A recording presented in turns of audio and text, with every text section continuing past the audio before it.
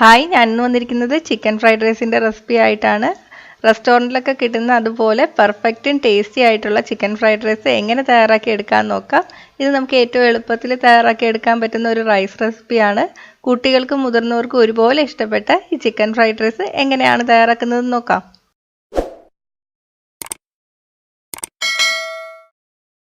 തയ്യാറാക്കാൻ വേണ്ടിയിട്ട് ഞാനിവിടെ 150 ഗ്രാം ചിക്കനാണ് എടുത്തിരിക്കുന്നത്. ചിക്കൻ ചെറിയ പീസസ് ആയിട്ടാണ് മുറിച്ചെടുത്തിരിക്കുന്നത്. ബോൺലെസ് പീസാണ്. നമ്മൾ സാധാരണ ചിക്കൻ വാങ്ങുന്നതിന് എല്ലില്ലാത്ത കഷ്ണങ്ങൾ എടുത്തിട്ട് ചെറിയ പീസായിട്ട് കട്ട് ചെയ്തെടുത്താൽ മതി. ഇനി ഇതിലോട്ട് ആവശ്യത്തിന് ഉപ്പ് ചേർത്ത് കൊടുക്കുക. 1 ടേബിൾ സ്പൂൺ കുരുമുളക് പൊടി, 1/2 teaspoon soya sauce, 1 teaspoon cornflour. ഇനി ഇതെല്ലാം കൂടി ചേർത്തിട്ട് നന്നായിട്ട് മിക്സ് ചെയ്തെടുക്കുക. ഇനി ഇതിൽ മസാലയൊക്കെ നന്നായിട്ട് പിടിച്ചു വരണം. നമുക്ക് 1 മണിക്കൂറോളം മാറ്റി വയ്ക്കാം. അപ്പോഴത്തേക്ക് നമുക്ക് ബാക്കി കാര്യങ്ങളൊക്കെ ചെയ്തെടുക്കാം.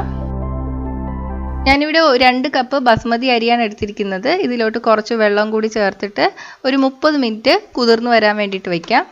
അപ്പോൾ അരിയൊക്കെ കുതിർന്നു വരുമ്പോഴേക്ക് നമുക്കിതിനാവശ്യമുള്ള മുട്ട വറുത്തെടുക്കാം. അതിന് വേണ്ടിയിട്ട് ഒരു പാൻ ചൂടാക്കിയതിന് ശേഷം 1 ടേബിൾ സ്പൂണോളം സൺഫ്ലവർ ഓയിൽ ചേർത്ത് കൊടുക്കുക. അപ്പോൾ ഒലിവ് ഓയിൽ എടുത്താലും കുഴപ്പമൊന്നുമില്ല കേട്ടോ, വെളിച്ചെണ്ണ എടുക്കരുത്. തീ മീഡിയത്തിൽ വെച്ചിട്ട് വേണം നമ്മൾ വറുത്തെടുക്കാൻ വേണ്ടിയിട്ട്.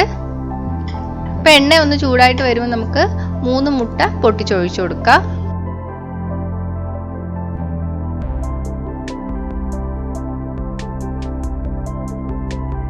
ആവശ്യത്തിന് ഉപ്പും കുറച്ച് കുരുമുളക് പൊടിയും ചേർത്ത് കൊടുക്കുക. മുട്ട ചേർത്ത ഉടനെ തവി ഇട്ടിട്ട് ഇങ്ങനെ ഇളക്കരുത്. അപ്പം മുട്ട ചെറിയ പീസായി പോകും. നമുക്ക് കുറച്ച് മീഡിയം സൈസ് ആയിട്ടാണ് ഉണ്ടാക്കി എടുക്കേണ്ടത്.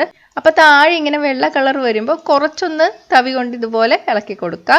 എന്നിട്ട് ഒരു 5 സെക്കൻഡോളം വെയിറ്റ് ചെയ്യാം. എന്നിട്ട് പിന്നെ ഇളക്കി കൊടുക്കുക. അപ്പം നമുക്ക് വലിയ പീസസ് ആയിട്ട് തന്നെ മുട്ട വറുത്തെടുക്കാൻ പറ്റും. ഉപ്പ് കുറച്ചും കൂടെ വേണമെങ്കിൽ ചേർത്ത് കൊടുക്കാം കേട്ടോ. കുരുമുളകും അതുപോലെ തന്നെ ചേർക്കാം.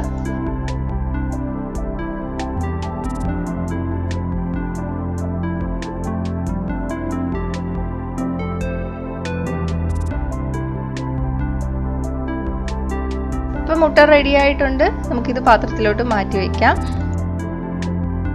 ഇപ്പം 30 മിനിറ്റ് കഴിഞ്ഞിട്ടുണ്ട്. നമുക്കിനി അരി വേവിച്ചെടുക്കാം. ഞാനിവിടെ വെള്ളം കുറച്ച് കൂടുതലാണ് വച്ചേക്കുന്നത്. ഏകദേശം ഒരു 8 കപ്പോളം വെള്ളം വച്ചിട്ടുണ്ട്.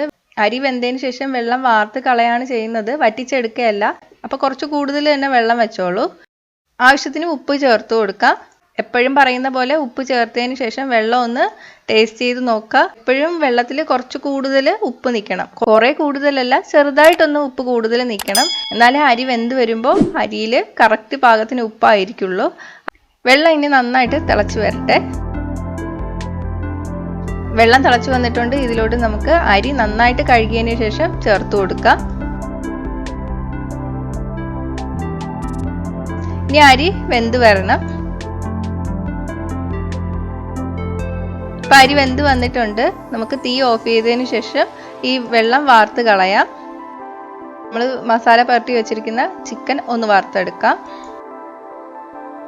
അതിന് വേണ്ടിയിട്ട് ഒരു പാനിലോട്ട് ഒരു 3 ടേബിൾ സ്പൂണോളം എണ്ണ ഒഴിച്ചു കൊടുക്കുക. നമ്മൾ മീഡിയം തീയിലിട്ടിട്ട് വേണം ചിക്കൻ വറുത്തെടുക്കാൻ വേണ്ടിയിട്ട്. തീ കൂട്ടിയിട്ടാൽ പുറമേ നന്നായിട്ട് മൊരിഞ്ഞു വരും, പക്ഷെ അകം വേവത്തുമില്ല.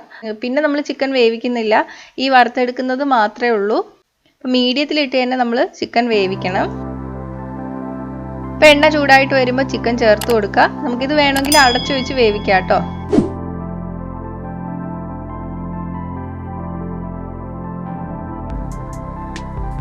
ഇപ്പം താഴ്ഭാഗം നന്നായിട്ട് മുരിഞ്ഞു വന്നിട്ടുണ്ട്. നമുക്ക് മറിച്ചിട്ട് കൊടുക്കാം. ഇതുപോലെ എല്ലാ ഭാഗവും മറിച്ചിട്ടിട്ട് വേവിച്ചെടുക്കണം. ഇപ്പം ചിക്കൻ വെന്ത് വന്നിട്ടുണ്ട്. നമുക്കിത് പാത്രത്തിലോട്ട് മാറ്റാം. അപ്പോൾ ചിക്കൻ വറുത്തതിൽ ഇത്തിരി എണ്ണ ബാക്കിയുണ്ട്. അപ്പോൾ അത് കളയണ്ട, അത് തന്നെ നമുക്ക് വേറൊരു പാത്രത്തിലോട്ട് ഒഴിച്ചു കൊടുക്കാം. ഏകദേശം 1.5 ടേബിൾ സ്പൂൺ എണ്ണ വേണം. അപ്പോൾ ചിക്കൻ വറുത്തെടുത്തതിൽ അത്രയും എണ്ണ ഇല്ലെങ്കിൽ കുറച്ചും കൂടെ ചേർത്ത് കൊടുക്കുക. എണ്ണ നന്നായിട്ട് ചൂടായിട്ട് വരുമ്പോൾ 1 ടേബിൾ സ്പൂൺ ഇഞ്ചി ചെറുതായിട്ട് അരിഞ്ഞതും 1 ടേബിൾ സ്പൂൺ വെളുത്തുള്ളി ചെറുതായിട്ട് അരിഞ്ഞത് കൂടി ചേർത്ത് കൊടുക്കാം. 1 മിനിറ്റ് ഒന്ന് നന്നായിട്ട് വഴറ്റിയെടുക്കുക. ഇഞ്ചിയുടെയും വെളുത്തുള്ളിയുടെയും പച്ചമണം മാറി വരുമ്പോൾ 1/2 കപ്പ് സവാള ചെറുതായിട്ട് അരിഞ്ഞത്, 1/2 കപ്പ് ക്യാരറ്റ് ചെറുതായിട്ട് അരിഞ്ഞത്, 1/2 കപ്പ് ഗ്രീൻ പീസും ചേർത്ത് കൊടുക്കുക. ഞാനിവിടെ ഫ്രോസൺ ഗ്രീൻ പീസാണ് എടുത്തിരിക്കുന്നത്. അപ്പോൾ നിങ്ങളുടെ കയ്യിൽ ഫ്രോസൺ ഗ്രീൻ പീസ് ഇല്ലെങ്കിൽ അത് ചേർക്കണ്ട. സാധാ ഗ്രീൻ പീസ് ആണെങ്കിൽ നമ്മൾ കുക്കറിലിട്ട് വേവിച്ചതിന് ശേഷമാണ് ചേർക്കേണ്ടത്. ഫ്രോസൺ ഗ്രീൻ പീസ് ആകുമ്പോൾ നേരത്തെ വേവിക്കേണ്ട, ഇതിൻ്റെ കൂടെ തന്നെ ചേർത്താൽ മതി, വെന്ത് കിട്ടും.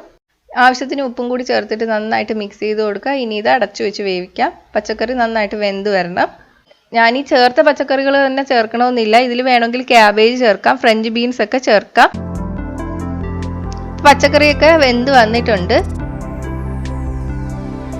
ഇനി നമുക്കിതിലോട്ട് നമ്മൾ വേവിച്ചു വെച്ചിരിക്കുന്ന ചോറ് ചേർത്ത് കൊടുക്കാം. നന്നായിട്ട് മിക്സ് ചെയ്ത് കൊടുക്കുക. അപ്പം ഞാൻ ചോറ് വേവിച്ചെടുത്തപ്പോൾ കറക്റ്റ് ഉപ്പായിരുന്നു. അപ്പോൾ ഞാനിപ്പോൾ ഉപ്പ് ചേർക്കേണ്ട ആവശ്യമില്ല. അപ്പം നിങ്ങൾ വേവിച്ചെടുത്തപ്പോൾ ചോറിന് ഉപ്പ് കുറവായിട്ട് തോന്നുകയാണെങ്കിൽ ഈ സമയത്ത് കുറച്ച് ഉപ്പ് വെള്ളത്തിൽ കലക്കിയിട്ട് അതൊന്ന് തളിച്ചു കൊടുത്താലും മതി. എന്നിട്ട് നന്നായിട്ട് മിക്സ് ചെയ്ത് കൊടുക്കണം. ഇനി ഇതിലോട്ട് 1/2 ടീസ്പൂൺ കുരുമുളക് പൊടി, 1/2 ടേബിൾ സ്പൂൺ സോയാ സോസ്, നന്നായിട്ട് മിക്സ് ചെയ്യാം. വറുത്ത് വെച്ചിരിക്കുന്ന മുട്ട ചേർക്കുക.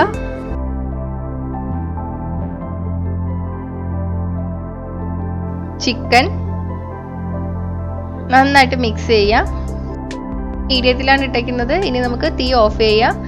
നമ്മുടെ ചിക്കൻ ഫ്രൈഡ് റൈസ് റെഡി ആയിട്ടുണ്ട്. ഇനി ഇത് നമുക്ക് സർവിങ് ഡിഷിലോട്ട് മാറ്റാം. 2 ടേബിൾ സ്പൂൺ സ്പ്രിംഗ് ഓണിയൻ അരിഞ്ഞതും കൂടി ചേർത്ത് കൊടുക്കാം.